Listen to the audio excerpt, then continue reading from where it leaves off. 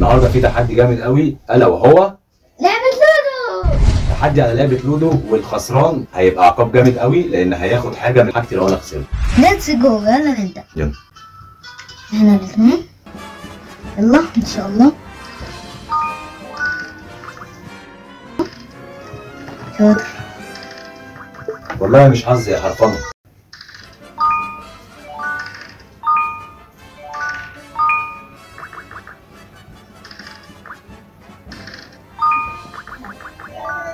ما تنساش ان هاخد حاجه من حاجتك، يعني مش هينفع تاخدها تاني، احنا متفقين.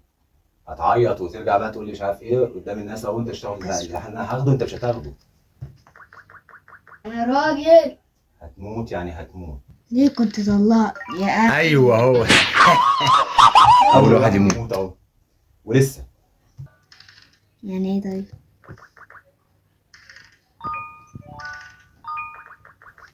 مش قوي بس. لا حرفنه والله. معلم. حط عليها الافروت. انا على طول بحط عليك اصلا. فين ده؟ والله على طول بحط عليك. بصراحة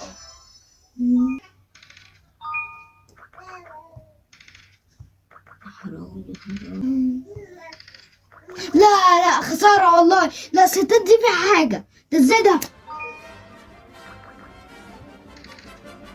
شوف بقى. التالت. التالت وشاط. الرابع. ايه يا جماعه؟ كسبت انا. كسبت زي ما اتفقنا. وكده احنا كسبنا مسابقة لودو.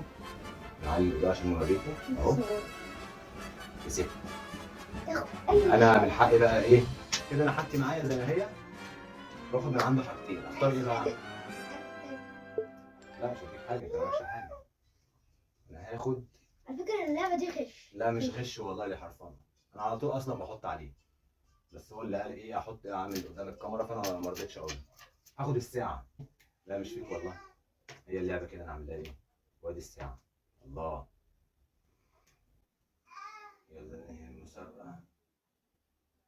وبكده يا جماعة نكون نهينا التحدي ونشوفكم الفيديو الجاي. سلام.